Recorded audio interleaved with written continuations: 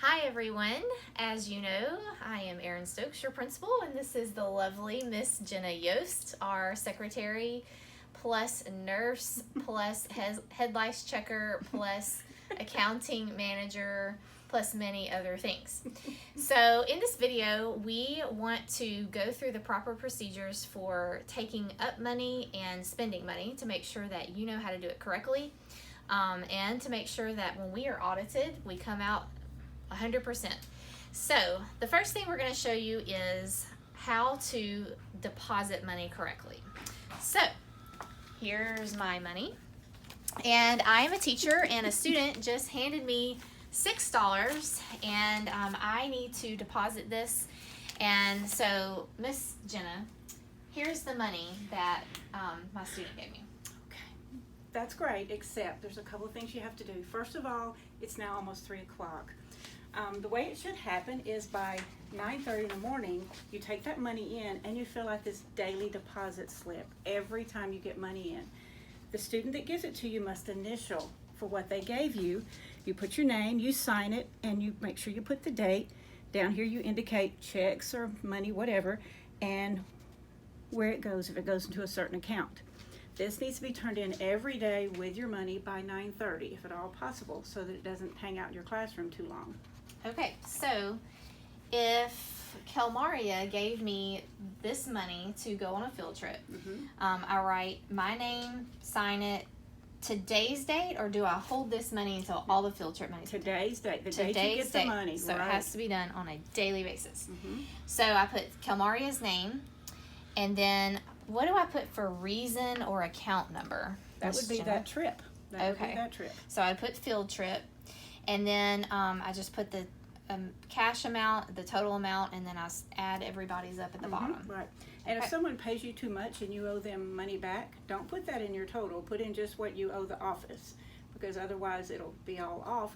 And then put a little note, and I'll send their change back to them. And then you send just the white to the office with the money. You keep the yellow copy in your financial folder, because that will be your receipt.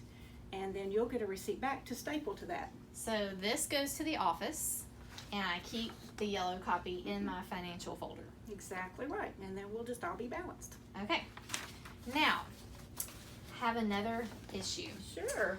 I have a receipt, and I think it's actually in my office. Okay. Because I bought some things, and I need money back from that. Well, did you fill out a purchase order request first? No, I don't even know what a purchase order request is, Miss Jenna. I hope it wasn't a lot of money, because you have to fill out a purchase order request first, and it's online, and it's really simple. Okay. And once you fill that out online, it will automatically be emailed to Dr. Stokes, and when Dr. Stokes approves it, she'll send it to me, and I will send instructions to you and a purchase order number, so you can go ahead. Bear in mind that there's certain places that won't take our tax off, so you may be steered to a place that will, because we can't give tax back, and we don't want that to come out of your pocket if we can avoid it. Okay, so I put name, today's date, the date that I needed, the supplier, and then yes, I am planning to purchase and be reimbursed. And some of the things I need are folders and notebooks for my students. And I think I'm only going to spend about, I don't know, $20. So it'll probably be a 3. And then I would like to pay for it from my classroom funds.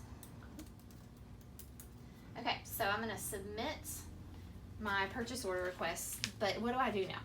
You wait for an email back that gives you either sorry, or some alternatives like, hey, we have a lot of folders in the storage closet. Maybe we can do it that way and save your money for something else, or an approval with a purchase order number and instructions.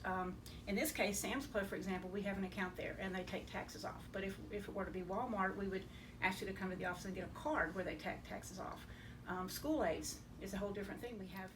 So, Miss Jenna, now that I have gone and purchased my items and I have my receipt, what do I do to get paid? Alrighty, well, just sign that receipt with your name, and you indicate what it was for, just so in case it gets separated, we can match it back up again.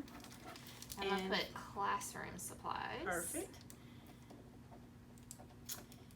don't mind, let me check one little thing real quick, because this Okay. is sort of important, and this is in the handbook. I probably didn't remember to say it to you, but it's in the handbook. Oh, see, like right here, it says you bought Dr. Pepper. You can't purchase items that are for personal use on the same receipt as these things, because we have to. Darn. I know, because that meant you got tax exempt for your Dr. Pepper, and That's that's not true. right. So we need to remember that. Only purchase the things that are for the school on that receipt. Other than that, everything will be fine. We'll be able to get a check out to you. And since you didn't know, we'll see what we can do. Okay. Okay. Thank you for All right. working with me. Yeah, it's fine. And that is how it's done. And it's on the handbook.